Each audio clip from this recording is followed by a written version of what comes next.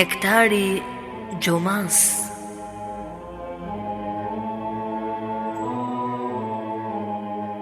Prezanton Fondacioni Kur'anit.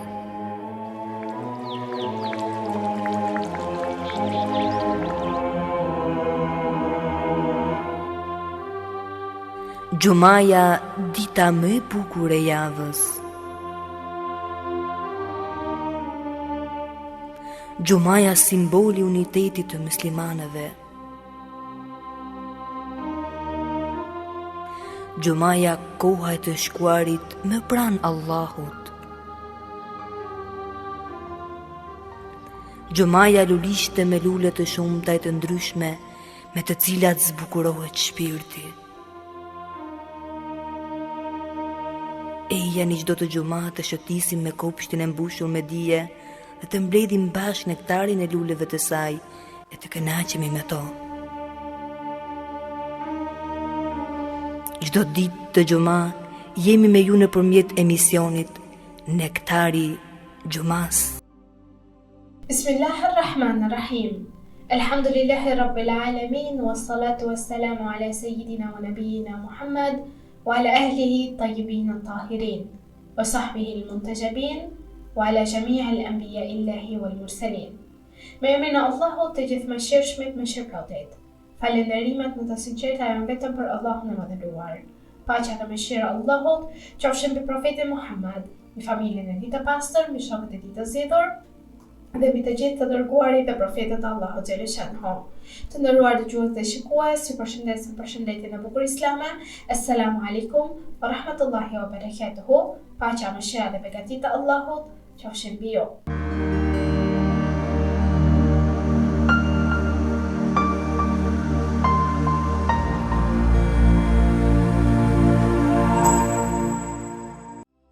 Mirëbërja ndaj prindërve është një nga shtyllat më të ndritura të moralit islam dhe një prej themeleve mbi të cilat ndërtohet shpirti i njeriut. Në çdo ajet të librit të shenjtë, Allahu e përmend respektin ndaj prindërve krah për krah me adhurimin ndaj tij, duke e bërë këtë detyrë një formë të lartë të nënshtrimit hynor. Teksta thot: Bismillahirrahmanirrahim.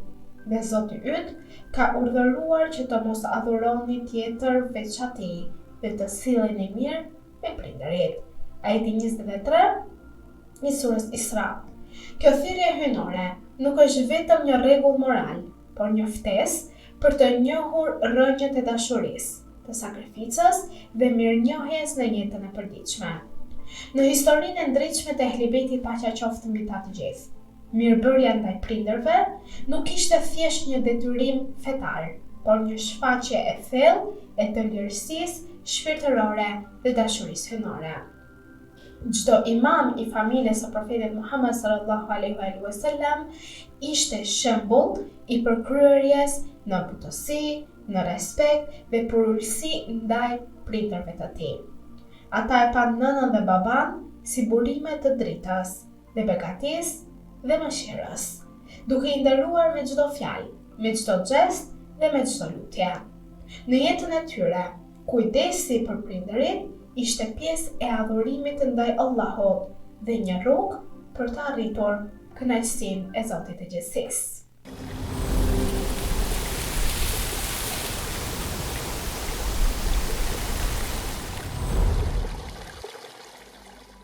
Të nderuar dëgjues dhe shikues, le të ndjekim së bashku ajetet e përzgjedhura për ditën e sotme, ku do të shohim nga ajeti 21 deri në ajetin 27 të surës. Me emrin e Allahut, të gjithëmëshirshmit, mëshirëplotit. Shiko, si ne i parapëlqejmë disa ndaj të tjerëve, kurse bota tjetër, në të vërtet do të ketë shkallëzime më të mëdha dhe parapëlqime më të theksuara. Mos vor çdo tjetër me Allahun, se do të mbetesh i poshtëruar dhe i braktisur.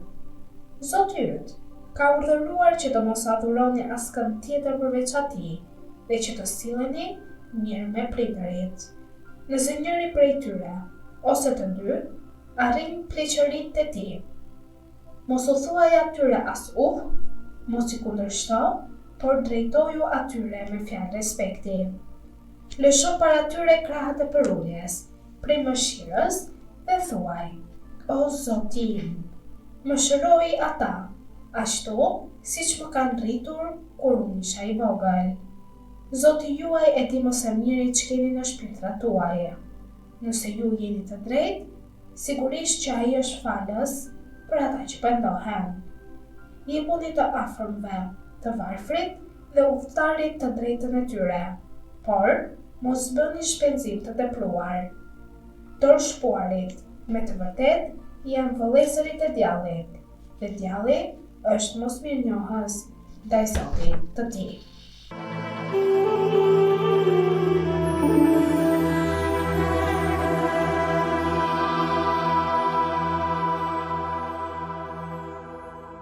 Të nderuar dëgjues dhe shikues, pasi ndoqëm së bashku ajetet e përzgjedhura për ditën e sotme, do ju ftoja të ndiqnim pra rubrikën e temës për sot, ku do të flasim rreth temës mirëbërja ndaj prindërve në jetën e ehlibitit të profetit Muhammed sallallahu alaihi wasallam. E kam pyetur të dërguarin e Allahut, paqja dhe bekimet e Allahut qofshin mbi të dhe mbi familjen e tij, se cili është veprimi më i dashur tek Allahu? Profeti tha: namazin në kohën e tij. Dhe e pyetur përsëri: pas namazit, cili vjen? Profeti përgjigjet: bamirësia ndaj prindërve. Dhe më pas përsëri e pyesin: po pas bamirësisë ndaj prindërve? Dhe profeti thot: xhihadi në rrugën e Allahut. Nuk ka dyshim se ligjet islame mbështeten mbi parime që lidhen me interesat dhe dëmet pa përfitimet e të këqijat. Këto ligje, të shpallura nga krijuesi i gjithdijshëm dhe i urtë, marrin parasysh natyrën e krijimit të njeriut dhe forcat e brendshme të ngulitura në shpirtin njerëzor.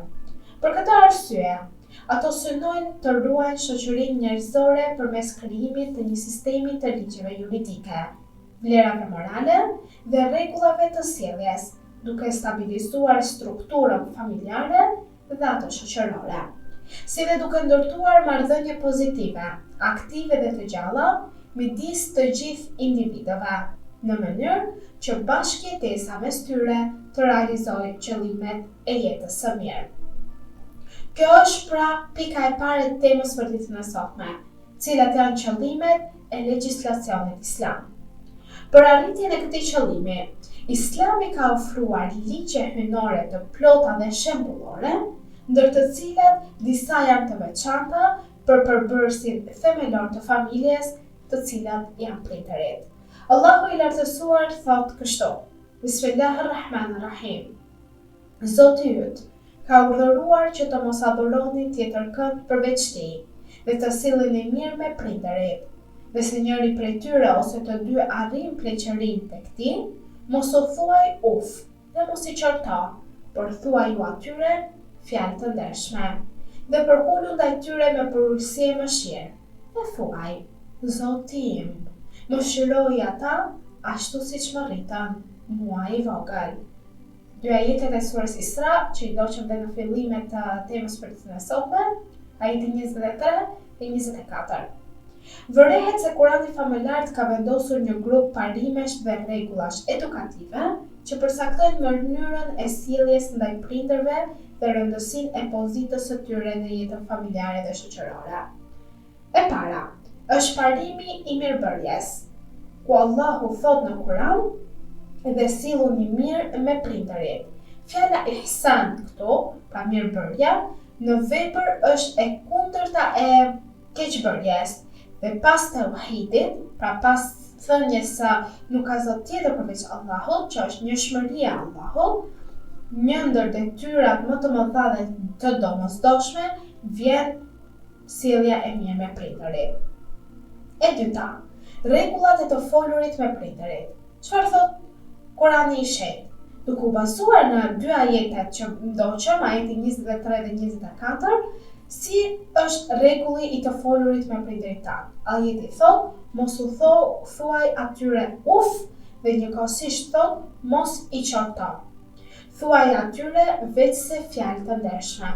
Këto rregulla të sjelljes janë përmendur veçanërisht për periudhën e pleqërisë së prindërve, sepse ajo është gjendja më e vështirë që ato kalojnë gjatë ciklit tyre jetësor, kur ndjejnë nevojën për ndihmën dhe për kujdesjen e fëmijëve të tyre, të cilat nuk janë më në gjendje të kryejnë këto çështjet e jetës më dhe kanë nevojë për kujdesjen e fëmijëve që i kanë rritur deri në atë moshë. Fjala uf, që është ndaluar në Kuranin familjar që ne të ta përdorim kundrejt prindërve, shpreh mërzitje dhe pakënaqësi. Ashtu, nahr, pra qartim dhe britëm, që do kupton ngritje zëri dhe ashpërsinë të folur. Këtë gjë Kurani na ndalon, pra Allahu xhaleshanuhu na ndalon që ne të flasim me zë të lartë, me ton të ngritur dhe ashpërsinë të folur dhe t'i themi uf prindërve, këto të treja janë të ndaluara. Pika e tretë, për ulja e krahëve. Çfarë thot Allahu xhaleshanuhu në këtë ajete që ndoshëm? Dhe përkullu ndaj tyre me përulësi e mëshirë. Pse Allahu xhaleshanuhu thot kështu? Kjo sepse është një shprehje metaforike që do të kupton për ulje dhe nënshtrim të thellë, si në fjalë, ashtu edhe në vepra. Ajo është marrë nga sjellja e zogut të vogël, i cili ul krahët e vet përpara nënës së tij për të kërkuar ushqim. Prandaj është shoqëruar me fjalën me përulësi, sepse kështu sillen zësht e vegjël kur kërkojnë ushqim nga nënat e tyre. Dhe pika e 4, në lidhje me rregullat dhe çfarë na mëson Allahu xhaleshanuhu nga ajeti 23 dhe 24 i surës Isra, është që ne të lutemi për ta. Pasi neve tham fjalën e tauhidit dhe ne bëjmë mirë që të sillemi me prindërit pas kësaj fjale, neve duhet të flasim prindërve me mënyrë më të mirë, me respekt dhe të kemi një lloj të folurit të bukur karshi tyre. Kjo është e dyta, e treta është për ulja e krahëve, pra të shohim ata me përulësi, me nënshtrim të thellë dhe të themi fjalë të mira dhe të ecim sipas fjalëve dhe veprave të tyre. Dhe pika e 4 është lutja për ta. Allahu thot: O Zoti im, mëshiroj ata ashtu siç më rritën mua i vogël. Kjo do të thotë se përkujtoju mënyrën se si të kanë rritur kur ti ishe i vogël, kur ti kishe nevojë, dhe ato bën çmos që ty të rrisin në mënyrën më të mirë, dhe tashmë kur ti e rritur dhe ato po shkojnë drejt pleqërisë, lutë Allahun e lartësuar që të mëshirojë ata, ashtu siç të mëshiruan dhe të edukuan në familje. Pika e dytë e temës për ditën e sotme. Do të flasim rreth së drejtës së babait dhe mirësia ndaj tij. Imamët e Ehlibetit paqja qoftë mbi ta, kanë vendosur parime edukative që përcaktojnë të drejtat e babait, mënyrën e sjelljes ndaj tij, pamirësinë që duhet kemi ndaj tij, respektin dhe vlerësimin që ai meriton. Imam Aliu paqja qoftë mbi ta ka thënë: dhe me të vërtet, babai ka të drejtë ndaj familjes së vet. E drejta e babait mbi familjen është që ai t'i bindet në çdo gjë, përveç në atë që është mëkat ndaj Allahut të Madhëruar. Është transmetuar se zotëria e adhuruesve Ali ibn Husein, paqja qoftë mbi të, Imam Sajjadi, ka thënë: e drejta e babait tënd është që ta dish se ai është burimi yt, dhe po të mos ishte ai, ti nuk do të ekzistoje. Prandaj, çfarëdo që të shohësh tek vetja, që të pëlqen deri më sot, dije se babai yt është rënja e atij mirësimit ndaj teje. Atëherë, falendero Allahun dhe shprehi mirënjohje në përpjestim me këtë mirësi, sepse s'ka forcë përveçse prej Zotit të gjithësisë. Po ashtu, në një thënie tjetër, Imam Zainul Abidin ose Imam Sajjadi paqja qoftë mbi të, e ka përshkruar kështu bamirësinë ndaj babait si një dhuratë të madhe, thot Imami, duke i thënë njërit prej bijve të tij: o biri im, me të vërtet, Allahu më ka bërë të kënaqur unë me ty, por nuk të ka bërë ty të kënaqur me mua. Ai të ka urdhëruar ty për bamirësinë ndaj meje, por nuk më ka urdhëruar mua për këtë ndaj teje. Prandaj, ruaje mirësinë, sepse ajo është një dhuratë e madhe nga Allahu. Pra roli i babait të nderuar dëgjues dhe shikues nuk mund të shpërfillet, sepse ai ka një ndikim thelbësor në formimin edukativ dhe moral të fëmijës. Fëmia është një pjesë e babait të tij. Ai trashëgon nga ai moralin, ashtu siç trashëgon dhe tiparet trupore dhe mendore. Dhe përveç kësaj, fëmia rritet në ndjenjën e krenarisë, mbrojtjes dhe përkujdesjes që buron nga babai, i cili sakrifikon për ta. Prandaj, respektimi dhe kryerja e të drejtave të babait janë një pjesë e vogël e kthimit të mirësisë që ai ka për ty. Kjo ide del qartë edhe nga ajeti i mirëbërjes ndaj prindërve, 23 dhe 24 i surës Isra. Sipas shprehjes së Imam Sejadit paqja qoftë mbi të në mesazhin e të drejtave, babai është rënja, ndërsa djali është dega. Pra, babai është burimi ynë dhe po të mos ishte ai, thot Imami, ti nuk do të kishe ekzistuar. Ai ka kaluar jetën dhe rininë e tij duke punuar dhe duke u përpjekur me mund dhe me shpirt për të mbrojtur familjen e tij dhe për t'u siguruar fëmijëve një jetë të qetë e të lumtur. Kjo ishte për sa i përkiste të drejtës së babait ndaj nesh. Por, cila është e drejta e nënës dhe bamirësia ndaj saj? Edukimi është një detyrë themelore dhe transformuese, që ka si objekt njeriun, dhe shoqëria merr pjesë në ndërtimin, forcimin dhe drejtimin e bazave të saj. Në krye të elementeve që ndikojnë në procesin e edukimit, qëndron figura e nënës, e cila përfaqëson burimin e dashurisë, e ndjenjave të bukura, e mirësisë, qendrën e udhëzimit, përkujdesjen dhe kujdesit ndaj të gjitha nevojave të fëmijës. Kjo lidhje fillon që në momentin e formimit të embrionit.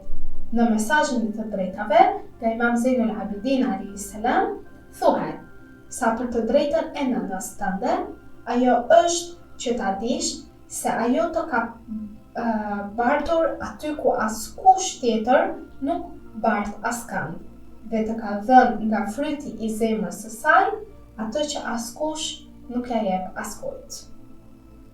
Kjo lidhje bëhet edhe më e fortë kur më vonë lind fëmia, sepse nëna është personi i parë me të cilën fëmia lidhet drejt për së drejti. Ky kontakt nuk ndikon vetëm në përmbushjen e nevojave të tij trupore, por edhe në gjendjen e tij shpirtërore dhe atë emocionale. Nga një grup rrëfimesh, kuptohet se nëna shpreh ndjenjat e saj ndaj fëmijës më shumë se babai dhe është më e përkushtuar ndaj zhvillimit dhe përparimit të fëmijës. Profeti Muhammed sallallahu alaihi wasallam ka thënë: lutja e nënës pranohet shpejt. Dhe kam pyetur: o i dërguari i Allahut, por pse ndodh kështu? Dhe profeti është përgjigjur dhe i ka thënë: sepse ajo është më e mëshirshme se babai dhe bamirësia ndaj saj vlen 2 fish më shumë se sa bamirësia ndaj babait. Kjo tregon se rëndësia e madhe e rolit të nënës në zhvillimin dhe qëndrueshmërinë e fëmijës është i domosdoshëm. Gjithashtu është transmetuar nga profeti Muhammed sallallahu alaihi wasallam, i cili ka thënë: e pyeton, o i dërguari i Allahut, cila është e drejta e babait? Dhe profeti i thotë që ti bitesh atij përderisa është gjallë. Dhe e pyeton: po cila është e drejta e nënës? Dhe profeti përgjigjet: sikur njeriu të qëndronte para saj për çdo grimë sërore të shkëlqyerave dhe për çdo pikë shiu të ditëve të kësaj bote, nuk do të mund t'i shpërblente asnjë ditë të vetme që ajo e ka bartur në barkun e saj.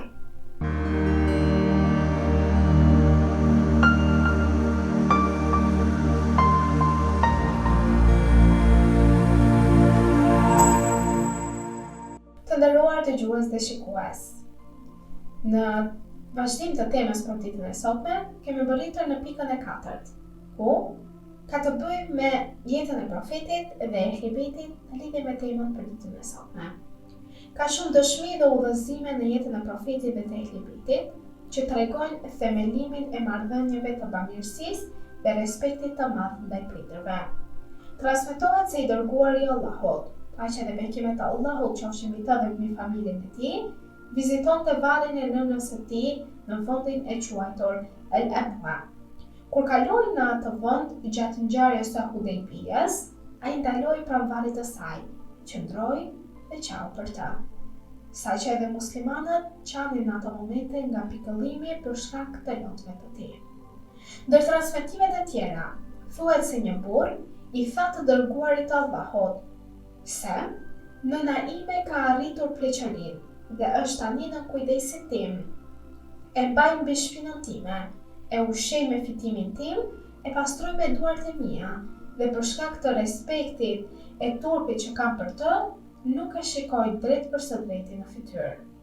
A e kam shpërblyer tashmë o i dërguari i Allahut?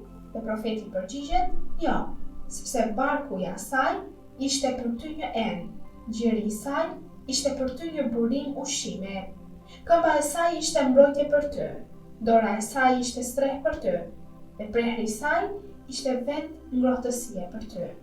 Ajo bënte të gjitha këto për ty duke dëshiruar jetën tënde, ndërsa ti tani i bën këto për të, por dëshiron vdekjen e saj. Ndërsa Imam Sejadi paqja qoftë mbi të, shprehu lidhjen e tij të thellë emocionale me prindërit, duke u lutur kështu: O Allah, më bëj që të respektoj prindërit e mi, me frikë respektin që i tregohet një sunduesi të fortë, dhe t'u bëj atë mirë atyre, siç bën një nën e vetëmshor.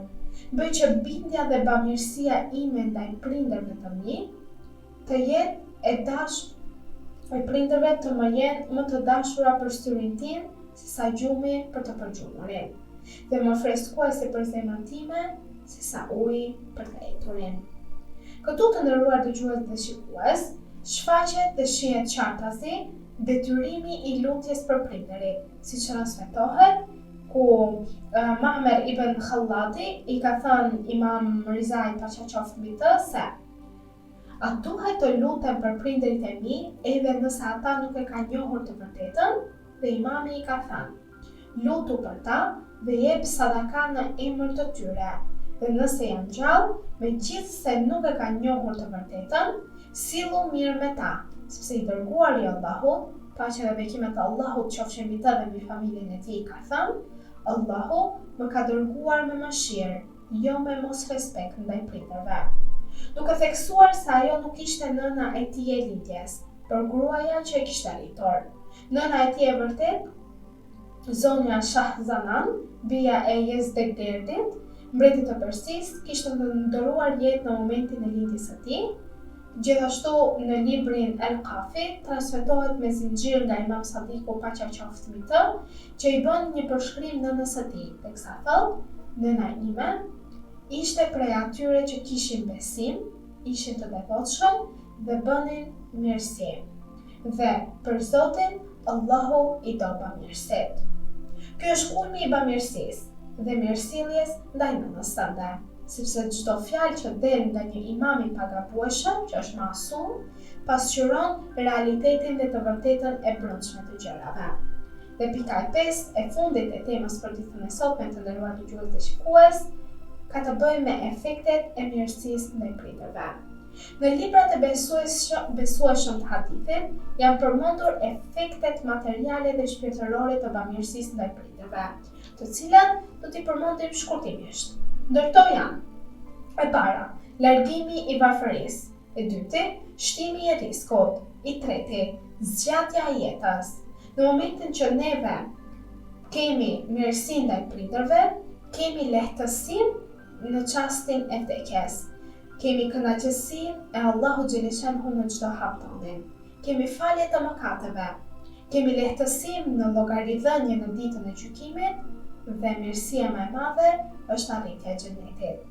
Në hadithet e transmetuara thuhet gjithashtu se shikimi plot mëshirë i fëmijës ndaj prindërve të tij ja hap fëmijës dyert e mëshirës së Allahut të lartësuar dhe i shkruhet si shpërblim, sikur të kishte kryer një hax të pranuar. Është përmendur gjithashtu se shpërblimi për çlirimin e një robi i takon atij biri për të cilin prindërit janë të kënaqur me ta. Dhe nëse prindërit janë të kënaqur me fëmijën e tyre, atëherë edhe Allahu është i kënaqur me ta. Nga gjithë kjo bëhet e qartë se mirësia ndaj prindërve të nderuar dëgjues dhe shikues nuk është vetëm detyrim, por është gjithashtu rrugë drejt fitimit të kënaqësisë së Allahut dhe hapjet së dyerve të mëshirës së Tij, si në këtë botë edhe në botën tjetër. Në këtë momente të nderuar dëgjues dhe shikues, duke ju lënë në mbrojtje dhe ndihmën e Allahut xhaleshanuhu dhe duke u uluar me xhumat të begat, ju përshëndes me përshëndetjen e bukur islame. Assalamu alaikum wa rahmatullahi wa barakatuhu. Paqja, mëshira dhe begatia e Allahut qofshin mbi ju. أيها الذين آمنوا إذا نودي للصلاة من يوم الجمعة فاسعوا إلى ذكر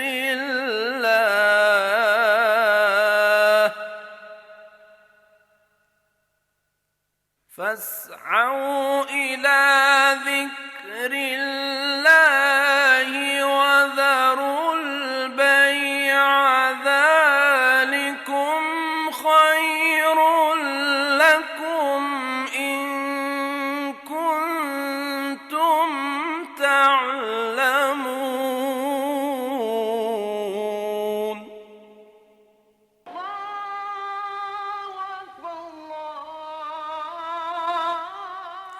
O ju që besuat, kur bëhet thirrja për namaz, ditën e xumas, esni shpejt për aty ku përmendet Allahu, dëgjojini hutbën, falni namazin, e lini shitblerjen.